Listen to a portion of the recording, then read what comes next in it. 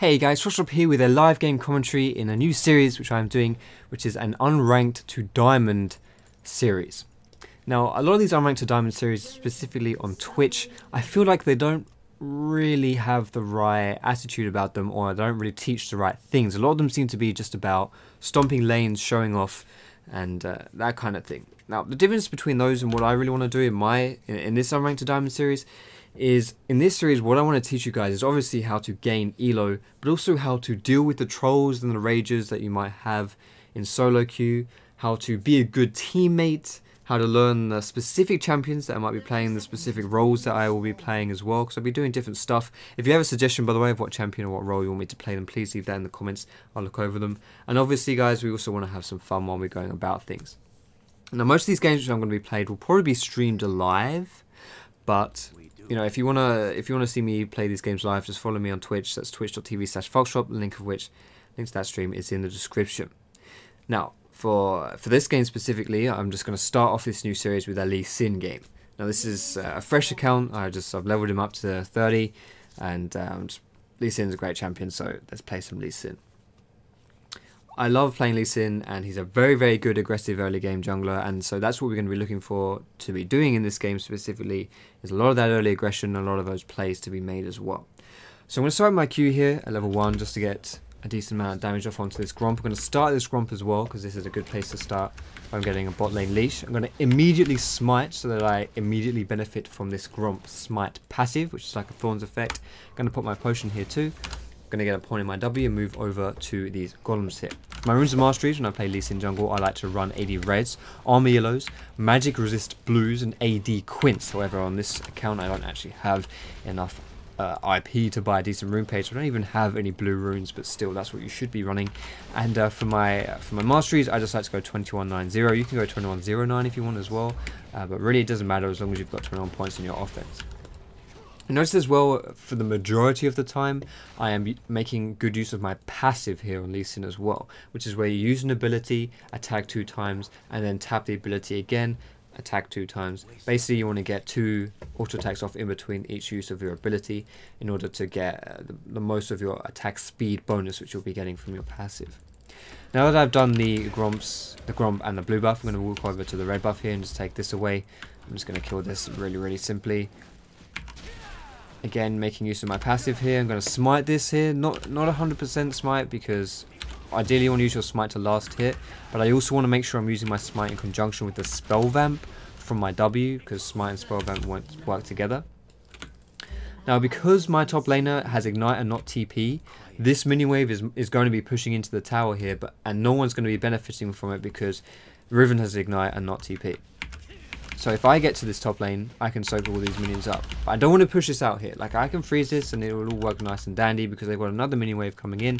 There's more enemy minions than ally minions, and we want these ally minions to die because we want the enemy minions to push into our wave. We don't really want them going under the tower though. So if we can freeze it as best we can, like some stuff we obviously can't freeze because it's just going to run past us. But like this melee minion here, if we can just tank him up a little bit and then get these, you know, finish these casts, we'll probably be able to. Nah, Riven can get that one. So we freeze that lane. We don't want to take the CS. Like, we don't want to like push the wave out. That helps Riven. Any of our minions which die to the enemy minions are minions that the enemy laner is not going to get. Now, I probably said that really, really like convoluted way, but basically you want your minions to die because then it means that the enemy laner can't CS them and get experience from them. So that's why holding lanes can be pretty good. It's also a very good thing to be doing when you're playing as a jungler, because you want to be getting that bonus experience, that bonus gold. Now I'm just going to go back here and buy my smite upgrade, which either one you get, your Stalker's Blade or your Ranger's Trailblazer, is really up to you. However, I would say that Stalker's Blade is good for aggressive plays and Ranger's Trailblazer is good for just helping you out in the jungle. And if you are ever unsure about which one to go for, I would always suggest you go Ranger's Trailblazer. If you're not sure, just stick with Ranger's Trailblazer. It's very universal, it's very simple, it's great. But if you are more confident in your ability on Lee Sin and your ability to be aggressive, definitely pick the Stalker's Blade. And I'm going to work my way up top here because, oh goodness, don't die Riven, because Riven has previously called that this Jace has no summoners, so I might be able to get a good gank off here as well. I'm going to try and just jump in, and if this guy has no summoners, I don't really need to do anything fancy. I just need to kind of hit him and he's dead. And Riven even gets an assist there, so that's perfect. We basically just traded kills. Because I managed to kill him so quickly. Now I could probably kill... If I had my ulti, I could flat out kill this. What the hell is he doing? Okay. I even smited his bloody clone, but still. If I had my ulti, I could have dove him, but for some reason he went too aggressive on me. I was ready for him to be aggressive, and I just, you know, killed him really simply, nothing to it. Because I've got some 2 solo kills here, I'm sitting on a lot of experience right now, which is really good. If you're playing aggressive junglers, you do really want to be, you know, anything you can get ahead on experience is really, really nice, really, really good. So that's all dandy. What I'm going to do now is I'm going to go over to the raptors. I'm just going to kill these because what that's going to do by killing these raptors, it's going to give me enough gold to buy a brutalizer, which is a very nice item and also builds into my warrior enchantment. If I had recalled here like before, which I could have done, like it wasn't necessarily a bad time to recall. However, it wasn't a great time because I would have to just buy, you know, I wouldn't be able to buy perfect items. So I want to make sure when I recall, I have a good amount of gold so that I can go and buy a, you know, buy decent items. And brutalizer is a very good power spike item. It's a good item to get. Like basically, what I mean by power spike is when you, upon acquiring something that gives you a power spike, you become very quickly a lot stronger, if that makes sense. So another example of what a power spike would be, it's not just items, but another example would be, for example, your level 6 on most champions is a big power spike because then you get, you know, you unlock your ultimate. So it's a good thing to be getting these big items, you know the best items you can. So you want to be keep an eye on your gold. Now, I was actually going to go bot lane myself here, but I see that this Fizz is roaming, so I probably don't need to do that. But if Wukong's going to gank here as well, I'm not sure what that was about, but still. If Wukong's going to go in here as well, then I can probably go in here too and try and make a play. I've got my ult up as well, remember, so I might be able to make a nice insect play here. No, you kicked me. Okay, I didn't need to insect that at all because he just instantly died. But still. Now I can reveal stealth as well with my E, so I make sure I lead off with that. So I'm revealing Wukong so I know exactly where he is, so he's not going to juke my Q. So I managed to get in there and managed to mop up those kills, which is really good. Now this would be a bad time for me to freeze this lane. As you saw in the top lane, you saw that I froze for Riven, but the reason for that was because there are more enemy minions than allied minions. If I tried to freeze this lane, then the allied minions would have still pushed into the enemy tower because, you know, and the enemy minions wouldn't have killed any of our minions because there's too many of them. So there's no point freezing that. You're just better off shoving it into the tower. Then that way the wave can reset under the tower and we can get, you know, a nice amount of experience. So I'm just going to take this blue buff away here and get this. I could be giving this to Fizz, but he doesn't seem too fast, so if he's not fast, then I can just take it, no problem. So I'm going to go back. I'm a bit low on health, so I don't really want to stay. So what I'm going to do is I'm just going to go back. I can buy my warrior enchantment, and then after that I can buy some Moby boots too. Moby boots are very good for aggressive plays. So, you know, if you ever play an aggressive jungler and you want to make more ganks, more plays, then Moby boots are the choice for you. Now it seems as though this Mordekaiser may have gone AFK this game, which is really a shame because I would like to kind of more display how, you know, it's hard to do a decent commentary when, you know, it's 4v5, but I still think we can get something out of this one. I mean, we've already made the early game plays. Maybe we can just talk about some other things that, you know, aren't too relevant to having a 4v5. So basically what you want to do now when you're in this position, I'm strong personally and my team is strong as well. I want to snowball these lanes. Now what I can do is I can invade the enemy jungler because I know that my lanes are most likely going to be able to help. Like, my laners are going to be able to give more help to me than the enemy laners are going to give help to the enemy jungler because my lanes are stronger. So if I invade, it's usually pretty good because I'm 1v1 stronger than Wukong and also my lanes are stronger than their lanes, so like I say, they can come and help me. So I'm just going to take this blue buff away. Now I'm going to wait for Wukong as well in this bush. I'm not going to use any more abilities because I need these abilities to fight Wukong with. I'm going to basic attack these. Oh, here he comes. I'm going to queue over here because I wasn't sure whether he was going to like ward over this wall or something. So I wanted to just instantly kill him. Unfortunately I had to use my ult there, and using my ult was a shame because it meant that I can't now get a kill onto this Jace. But I can try still. I've got a lot of damage. I'm using my W passively here. Kind of passively. Oh, that was terrible. What was I doing? What was I thinking? God, I suck at this game. Okay. Whatever. That was... I was lucky to get the kill on that because my red buff ticked on him. Excuse me. I don't know what I was trying to do with my flash. I think I was trying to flash away from the minions to Q him to finish him off. But I... Basically, the big lesson here is that I knew I probably shouldn't have tried to do that because I didn't have my ultimate up. And secondly, if you have health potions, use them. Whenever you're starting a fight and you have health potions in your inventory, if you know you're not just going to get demolished, pop your health potions, because over a course of a fight, like a fight can easily last, you know, 10-15 seconds, which is a full duration of a health potion. So you get like an extra 150 gold.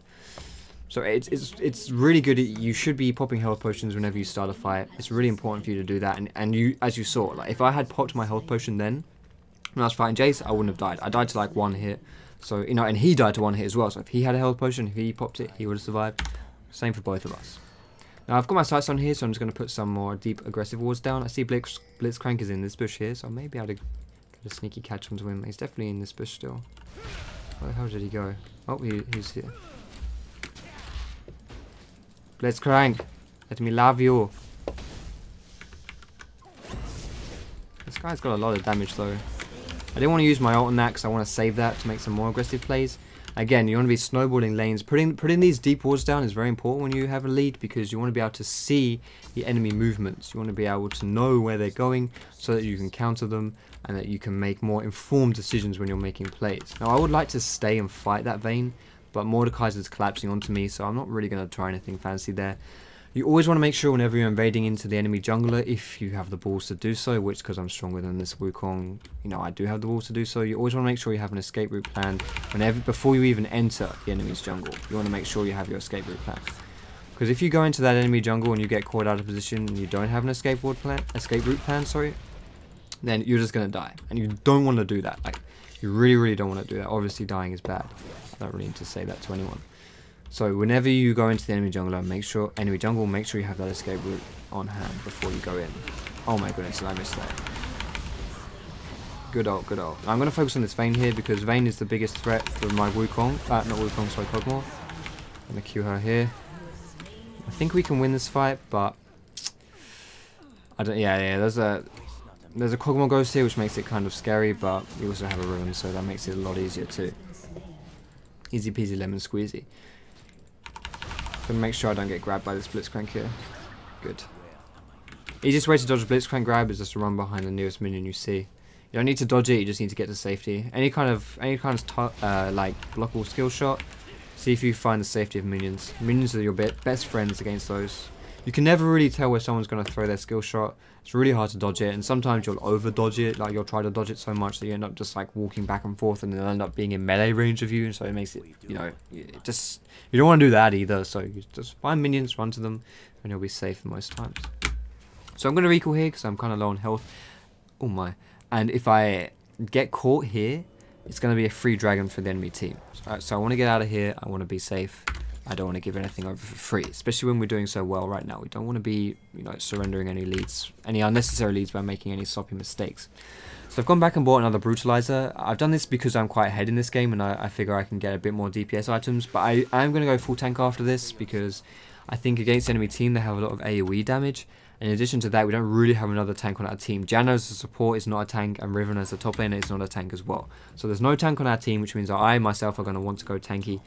And but I'm so fed that it's worth me getting a Brutalizer here anyway, so that's all good.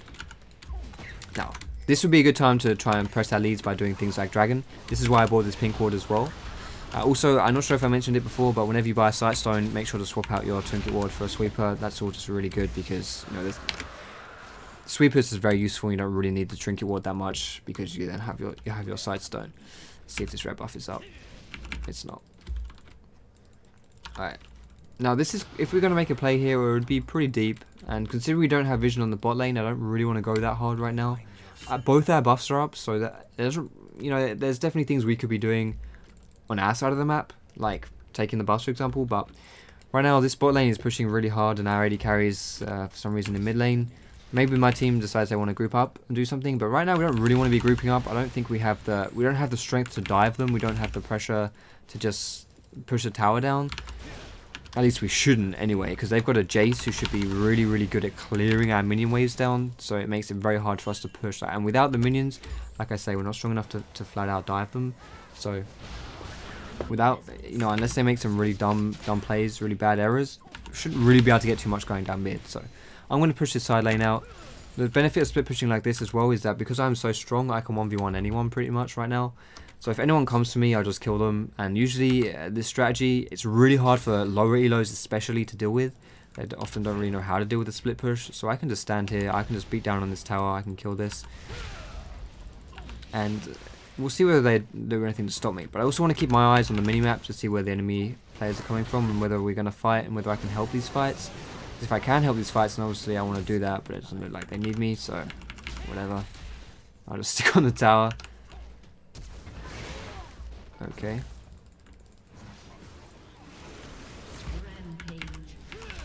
This is what happens when you snowball lanes pretty hard, and yeah, here we go. Now I should be fighting.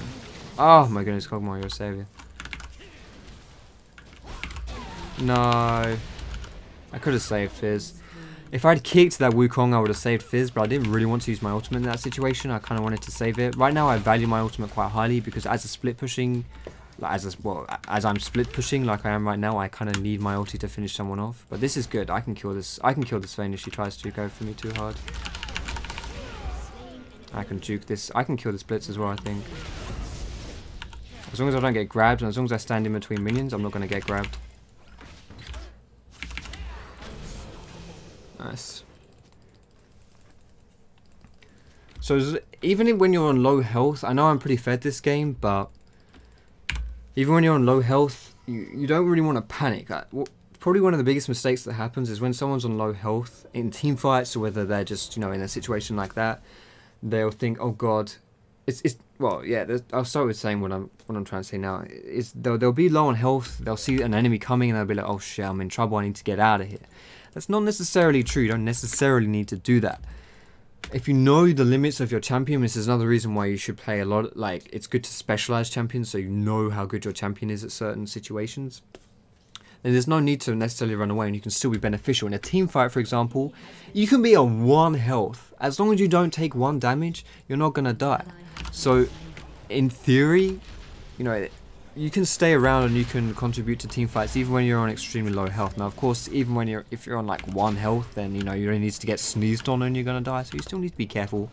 But still, you can contribute a lot to team fights or to any situation. As long as you know you're not going to take a lot of damage. As long as you know basically the parameters for which you're going to be taking damage. And in addition to this, another mistake that's made is people who think they see someone on low health and they think, oh, we can kill him. Again, it's the same principle. If you don't know, even if they're on low health, you don't necessarily want to be baited in. Now, the biggest culprits of these, of people who will bait you in on low health, are people with shields. The biggest one is Riven. Now, Riven's okay, I hate that champion. Like, Riven's such a broken concept champion, and that shield is just, I don't even have words for it. But you know, you're always going to get baited in by that Riven shield because you think you can kill her, and then she shields for like 1,000,000 health, and nope, sorry, you can't kill her, and then she insta bursts you down. So just be careful. If you think someone's on low health, make sure you can actually kill them before you dedicate to the play. Nothing worse than dedicating to a play which you can't actually make, and then halfway through you find out, oh, shouldn't be here, shouldn't be doing this, and you end up dying. So I'm putting a lot of pressure on this bot lane here because I kind of want to just push it down. Like, we have a lot of, like, I think right now we are strong enough because I just bought this, the components to Randuin's. We are strong enough to be trying to tower dive people right here. Let's see whether or not I can. Oh god, Wukong's in this bush as well. This is a terrible play. I went so aggressive here, my team wasn't there to follow up, and that's not my team's fault for not following up. That was just over-aggression by me, and also there's a Wukong in this bush which I didn't see. Like, basically I kind of sacrificed myself to make that play, to kind of engage the play, to initiate it, and the problem is that wasn't really first of all, it's not worth me sacrificing myself to engage that, because I'm so strong there's no point. Like, if I were weak and I just needed to displace someone, then yeah, like I can sacrifice myself. It's no problem. But I'm not weak. I'm very strong. I shouldn't be making those sacrifices. Secondly, I wasn't really aware of where the enemy positions were. Like I said, I W'd into the bush, and there's a Wukong in there. So oh crap! Suddenly I'm in a lot more trouble than I thought I would be. And thirdly, I wasn't adequately aware of my teammates' positions either. I thought they were all there in position to follow up, and they weren't. Now that's not necessarily their fault. I would argue that you know, I would like to have seen them in a position to follow up, but that, you know, that's by the by. It doesn't matter. It doesn't matter what I've liked them to do, because at the end of the day, they weren't there. And if they're not there, don't make the play. That's my bad. It's not my team's fault. So, all in all, mistakes were made. And also, I want to point out is that we had Riven top lane. It was a 4v4, but we had Riven top lane and they had Blitzcrank top lane. So they had their support in top, and we had Riven in top. So, and obviously, our Riven is worth a lot more in a team fight than their Blitzcrank is. So. Careful. So yeah, you have to be careful of the team members that are around, so you can not dedicate too hard to a play, which you shouldn't be doing. So wow, that's a lot of damage. Alright, now we can take this Wukong. What? We can take this dragon away. Oh, be careful, Riven, don't die. Holy crap, that shield. Did our Ruin's Horror, like, full attack speed, bloody Cogmore just 2v1? Nice.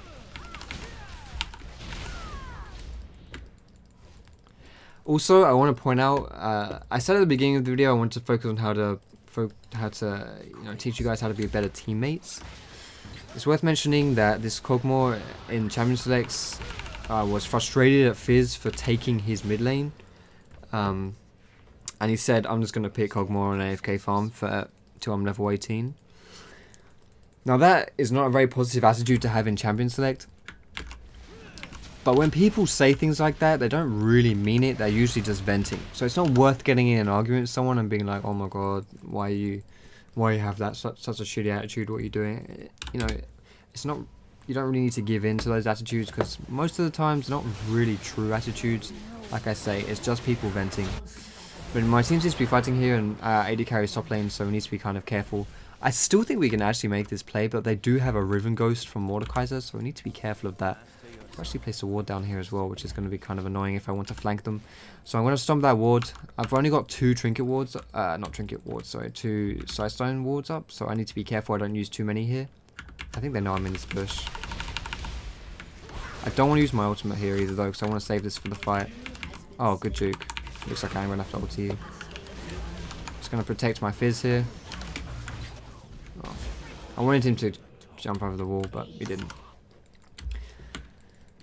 So yeah, when someone's as fed as this Fizz is, like me and Fizz are both very, very fed. It's... Any of these like small fights are very good for fed members. Like the more people you have, like 5v5, the more people there are in a team fight, the harder it is for you to have an individual impact. So you want to catch people out of position, you want to find small skirmishes, and if you can take people out of fights like I did with Wukong there, then it makes it a lot easier for this Fizz to destroy. So that's, you know, that's the overall, that's the aim of the game, and it makes these team fights a lot easier.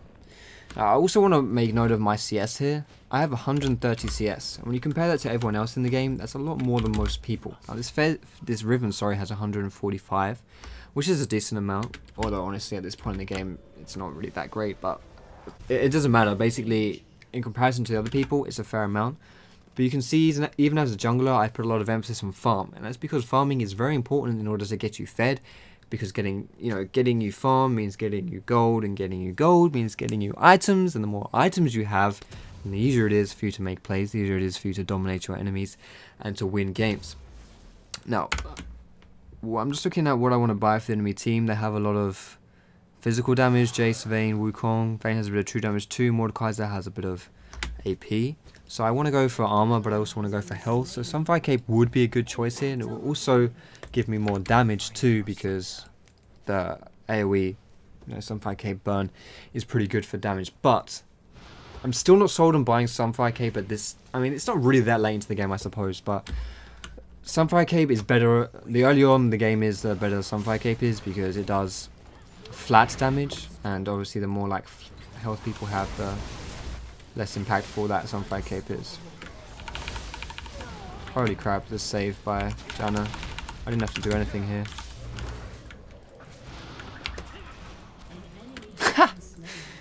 Holy shit.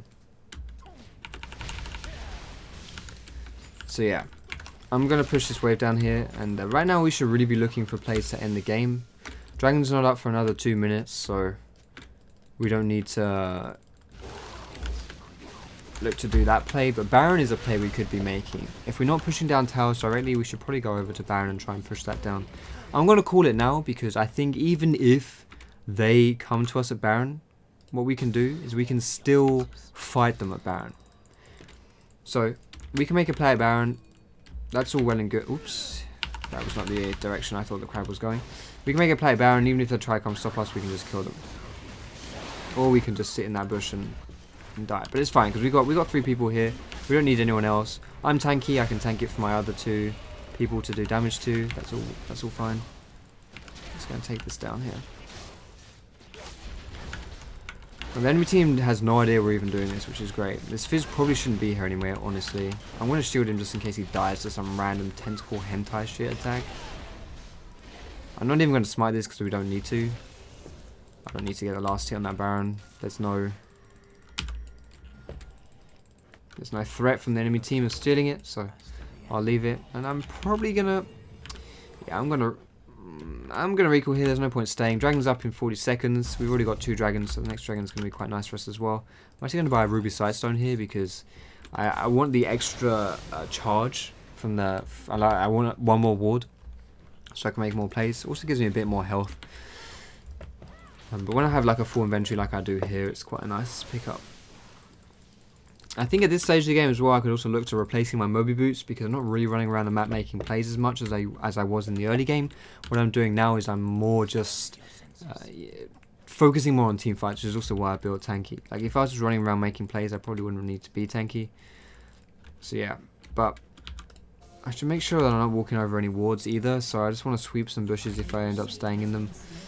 And the enemy team is positioned here. I might be able to catch this vein. No, I need to be a bit careful here actually. I kind of wanted him to flash after me, but he's not going to do it. But now I'm going to flash away. Oh my god. Oh, what a dude. I'm dead. He ignited me. I didn't expect the ignite. That was my bad. I should have flashed away immediately. I didn't really. There was no need for me to stay there. It was a really good actually Q dodge by Blitzcrank, but it doesn't matter. I think I was dead anyway because he ignited me. Didn't expect the ignite. That was my bad. I didn't really think that one through. But we were in a good position there actually. We shouldn't have died, but whatever. We made a mistake. It's okay. So what I'm gonna do here is I either want to upgrade my brutalizer. Well, basically what I want to do now is do something with my brutalizer. I could go for an upgraded sweeper. That is an option, but I don't really need to do that personally. I don't think I need to do. If I was playing another champion, if I wasn't Lee Sin, then this upgraded sweeper would actually be a very nice idea. In fact, I'm going to buy it just to showcase why it would be a nice idea. Basically, whenever you're against champions who have invisibility mechanics like Vayne and Wukong, then sweeper is very, like the upgraded sweeper, the Oracle's Lens, this one here, is very, very useful because it gives you true sight. Basically, it allows you to see invisible units. And invisible units, what invisibility tends to do is it tends to make fragile champions less fragile, I suppose. It makes them hard to focus down. So if you have, for example, Talon, Vayne, Shaco is another good example even. All these champions who are invisibility champions, they are squishy. And if you can get rid of that invisibility, they become very, very vulnerable. You can focus them down, and it's really, really, really good for you to do that. So, but the reason why it doesn't matter on Lee Sin is because all of your abilities reveal stealth. So you don't really need the sweeper on him. But it's still nice to pick up just the stomp boards. You know, the reduced cooldown is really, really nice. So what we need to be looking at now is we should just be really just trying to make plays to push down towers. Should be organising the team a bit better. It's kind of hard to organise a team and do a commentary while focusing on your own play at the same time. So that's why I'm not really doing too good a job of that right now. But holy shit, that damage! I don't have the energy to chase that Blitzcrank. But still, we're killing people, and killing people is good. We want to kill people because that's going to allow us to push down. Okay, that surrendered anyway. It didn't look like that was a 4v5 in the end, so that was good. But yeah, I hope you enjoyed this first episode of my Unranked Diamond series, guys. If you have any feedback about what you'd like to see more of, then, you know, please, like, shoot it my way, and I'll read the feedback, and I'll try to adapt the video to make it as good as I can. I hope there was enough insight in this video to make you want to come back for the next episode of my Unranked to Diamond series. I will put the link to the next episode in the description once it's made. Obviously, you know, it's not made just yet because it's the first one. And, excuse me. But yeah, thanks for watching, guys. I hope you have a great day. And my voice is starting to go now, so I should probably wrap this up. But yeah, you go find me on Twitter, on Facebook, one of my social medias. The link to those in the description, guys. Like I say, you can watch these games live on the stream, which will be on twitch.tv/Foxdrop. Again, link in the description. But thanks for watching, guys. Have a great day. And I will see you, if my voice can hold on to the very end, I will see you in my next video.